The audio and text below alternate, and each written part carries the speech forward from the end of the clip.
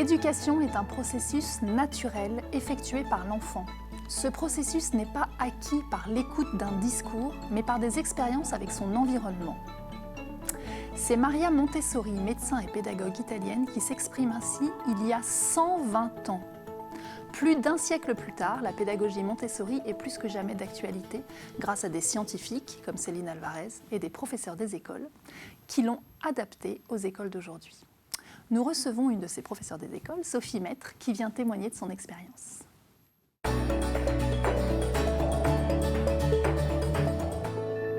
Bonjour Sophie Maître. Bonjour.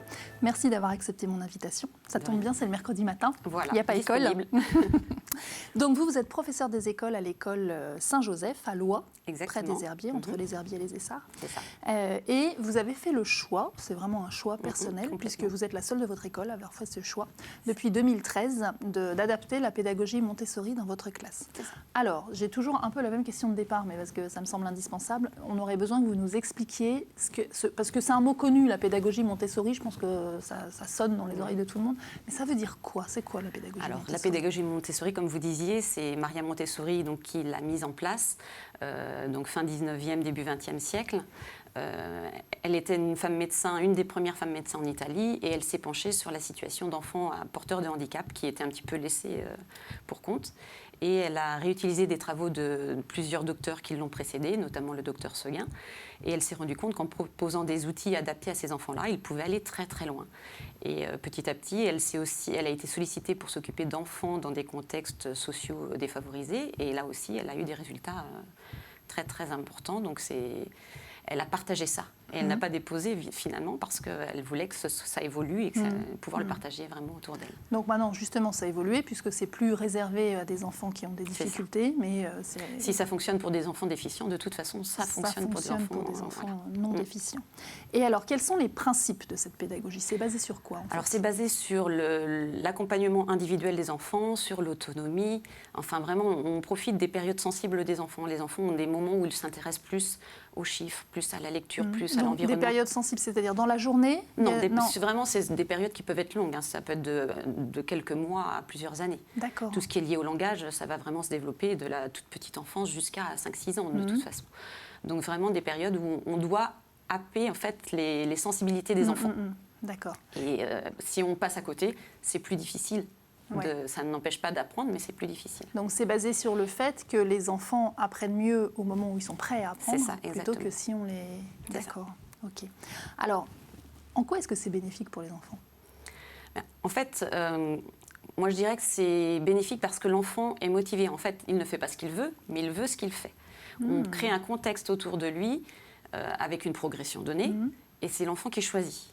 Donc, à partir du moment où il choisit, il est motivé. Et s'il est motivé, l'apprentissage se fait forcément plus facilement. C'est comme nous. Hein, l'enfant fonctionne vraiment comme les adultes. Et nous, quand on a envie de faire quelque chose, ça fonctionne. Si on est contraint de faire quelque chose, c'est beaucoup plus difficile. Ça fonctionne moins, c'est sûr. Et en quoi est-ce que c'est bénéfique pour la personne, pour l'enseignante? Alors, on évolue dans un contexte beaucoup plus apaisé, je trouve. Alors, moi, pour avoir vécu un fonctionnement qu'on va dire plus ordinaire, traditionnel, avec des ateliers tournants, eh bien, les enfants, toutes les 20 minutes, puisqu'on nous dit que l'attention d'un enfant ne dure que 15-20 minutes, eh bien, on faisait tourner les ateliers et on était tout le temps en train de les presser. Là, les plages horaires sont beaucoup plus importantes. Donc, les enfants vont vraiment à leur rythme. Il y a des enfants qui mettent beaucoup de temps à se mettre dans les activités, et puis on leur laisse ce temps-là. D'autres qui ont envie de démarrer tout de suite, et puis après, qui ont besoin d'un temps pour s'apaiser. Et on a un climat de classe qui est beaucoup plus serein. D'accord. Est-ce que les parents vous le disent, que les enfants sont plus calmes? Oui, moi j'ai des retours très positifs de parents qui... quand ils récupèrent leurs enfants le soir. Alors, pas forcément le soir, mais plus sur la durée. Des enfants qui vont développer plus je vous disais, d'autonomie, de patience, de concentration. Et ça, c'est intéressant. Et je permets aux parents de venir dans la classe une fois dans l'année pour observer comment ça fonctionne. Ils sont souvent très surpris des capacités de leurs enfants. Alors, souvent, moi, ce que j'ai pu entendre, et ce que je pensais d'ailleurs il y a quelques années, je dirais, c'est que la méthode Montessori, c'était dans des écoles privées, complètement privées. Alors, ça a été longtemps comme ça. Ouais. Et je pense que, vous parliez de Céline Alvarez, elle a permis un retour de cette pédagogie, même si elle précise bien que ce n'est pas le seul outil qui permet d'accéder à une réussite. Mais franchement, c'est adaptable dans un contexte scolaire ordinaire. Vraiment. Après, ça nécessite un investissement personnel et puis du matériel, mais c'est vraiment adaptable. Donc, vous me disiez, avant de commencer l'émission, que l'investissement matériel, ça peut être aussi un peu du fait maison. Oui, parce il y a que des choses toutes les écoles n'ont pas forcément les moyens tout ce qui est appelé vie pratique, c'est-à-dire manipulation de matériel proche de la vie courante. Donc, ça va être des petits pichets, ça peut être des pinces. C'est des choses qu'on peut glaner très facilement dans les vides-greniers, dans les brocantes chez Emmaüs. Donc ça, c'est des choses qui sont très, très accessibles. Et puis après, il y a du matériel qu'on peut aussi se fabriquer à partir de carton. Voilà. Donc, mais il y a vraiment du matériel spécifique qui est vraiment plus compliqué à réaliser. Et dans ces cas-là, il vaut mieux investir. Ouais, d'accord. Et est-ce que dans la classe, ça demande une mise en place particulière? Alors, au niveau de la classe, déjà, on a besoin d'un espace beaucoup plus aéré et visuellement plus épuré. Et puis, donc, qu'est-ce que vous avez enlevé, les tables, les chaises? J'ai enlevé des tables, j'en ai toujours, mais à peu près la moitié de mon effectif. J'ai un grand espace au sol où les enfants peuvent travailler au sol parce que les enfants aiment beaucoup travailler au sol. Donc, pour symboliser un espace de travail, ils ont des petits tapis sur lesquels ils travaillent. Et puis au niveau de l'agencement de la classe, les étagères sont vraiment classées par zone de domaine en fait, d'apprentissage. Donc il y a vraiment des étagères spécifiques au langage, d'autres aux mathématiques, d'autres à tout ce qui est éveil sensoriel, par exemple. Et ça marche à tous les niveaux de classe. Alors vous êtes en maternelle, hein, oui, j'ai petite et moyenne section. Ça marche en petit, moyen, grand? Alors l'idéal, c'est d'avoir un mélange des âges, mais on peut le faire après, vraiment, on peut poursuivre la scolarité avec ce fonctionnement-là, sachant qu'avec des plus grands, il y a aussi du matériel spécifique, et eux vont travailler plus avec un plan de travail et des objectifs. Mais ça peut vraiment s'adapter à tous les niveaux. Et il faut un nombre d'élèves maximum? Je pense que maximum 30, c'est quand même quelque chose qui est raisonnable, et il faut, en tout cas maternelle, un minimum de 2 adultes dans la classe pour que ça fonctionne bien.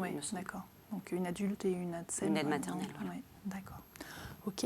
Et alors, comment est-ce qu'on se forme à la pédagogie Montessori? Parce que moi, personnellement, en tout cas, je me suis un petit peu auto-formée. J'ai commencé... un contexte de classe qui était difficile, j'avais besoin de trouver des solutions parce que c'était soit ça ou soit j'arrêtais d'enseigner, mais je ne voyais pas faire autre chose. Donc à partir du moment où je ne me voyais pas faire autre chose, c'était à moi de changer de posture. Et donc j'ai cherché par la pédagogie positive, donc avec les ouvrages d'Agnès Dutheil, il y a eu beaucoup de choses que j'ai creusées à ce niveau-là. Et puis de fil en aiguille, je suis tombée sur le blog de Silène Alvarez et je me suis dit, si elle sait faire ça en ZEP avec 3 niveaux, 26 élèves, il y a moyen de faire quelque chose dans notre contexte de Vendée qui est quand même préservé. Et donc j'ai commencé par ça, j'ai beaucoup lu les ouvrages de Maria Montessori, les livres de Céline Alvarez, et puis j'ai monté avec mon directeur un appel à projet, c'est-à-dire qu'au niveau du secteur, on a demandé s'il était possible d'avoir un intervenant pour nous former à la pédagogie Montessori, parce que des gens s'étaient sensibilisés à ça aussi. Et donc nous avons eu 3 jours de formation avec l'organisme de Sylvie Descleb, qui a une école à Bailly. Super. Et donc vous êtes plusieurs enseignants en Vendée à avoir mis en place la pédagogie Montessori? Oui, il y a plusieurs écoles qui ont déjà mis des choses en place. Moi, j'ai des connaissances dans le secteur. En tout cas, dans le Haut-Bocage, je connais pas mal d'écoles qui ont commencé à s'y mettre. Et puis vous êtes maître formateur? Alors, je suis maître associée à la formation, plus pour l'accueil de Master 1. Donc il y a des Master 1 qui sont venus observer mon fonctionnement de classe. Et donc ils peuvent, par votre intermédiaire, se former à la pédagogie Montessori? Alors c'est vrai que c'est un peu délicat parce que je n'ai pas du tout la même façon maintenant de présenter par exemple un cahier journal ou une fiche détaillée. Oui, alors qu'eux doivent apprendre ça. Voilà. Après, c'est des choses qui peuvent s'adapter aussi, je pense, dans le cadre de la formation. Là, j'ai cette année une Master 2 qui vient dans ma classe pour s'essayer à la pédagogie Montessori, justement. D'accord. Et alors, comment ça se passe si vous êtes inspecté? Alors, j'ai eu une inspection l'année dernière. Et donc, vous n'aviez pas justement de cahier journal? Alors, j'ai quand même un cahier journal avec une trame globale, avec des choses à pointer. C'est-à-dire qu'au lieu d'avoir plutôt des séquences ou des séances, je vais plutôt pointer des enfants en fonction des besoins qu'ils ont à travailler. D'accord. Voilà. Et c'est bien accepté par l'inspection académique? C'est plutôt bien accepté, oui. Moi, je n'ai pas eu de soucis vis-à-vis de l'inspection. Okay. Est-ce que vous utilisez la méditation dans votre classe? Je le fais un petit peu, oui.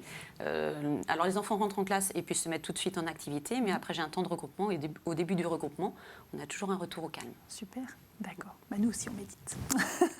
Sur TV Vendée, on médite avec le docteur Cac qui gentiment nous fait 3 minutes de méditation le lundi midi. À tout de suite.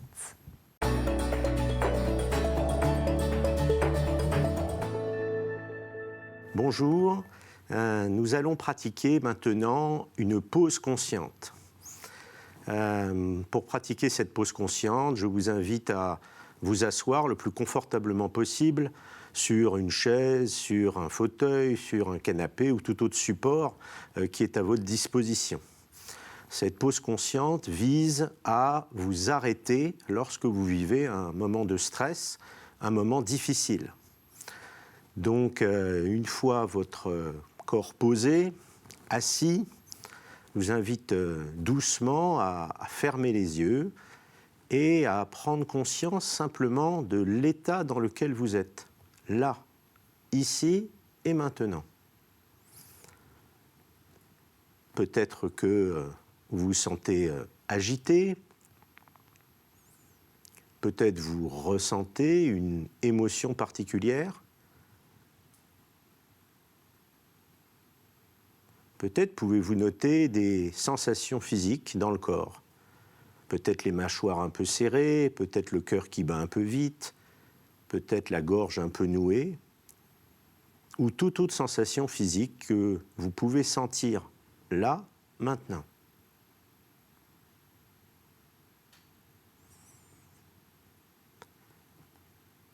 Et puis je vous invite maintenant à vous connecter au souffle, à respirer. Vous avez toujours votre souffle avec vous. Se connecter au souffle signifie être conscient que l'on inspire, puis que l'on expire, moment après moment.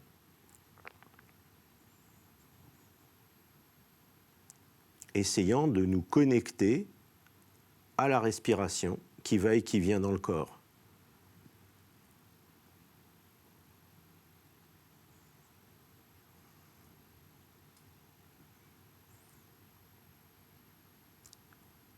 Et puis, après quelques respirations, je vous invite à élargir votre attention à tout ce que vous pouvez noter et percevoir, peut-être des sensations particulières, peut-être des phénomènes visuels, même si vous avez les yeux fermés.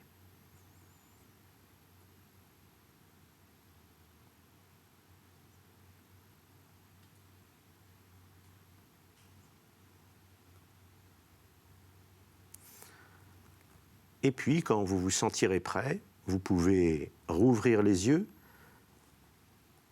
vous reconnecter à l'extérieur et continuer votre journée. Merci et à bientôt.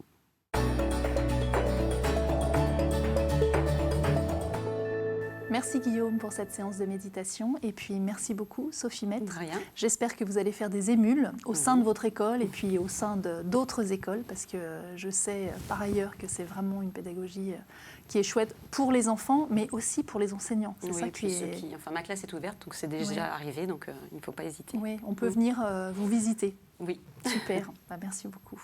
Moi je vous dis à lundi prochain. On se retrouve avec plaisir la semaine prochaine.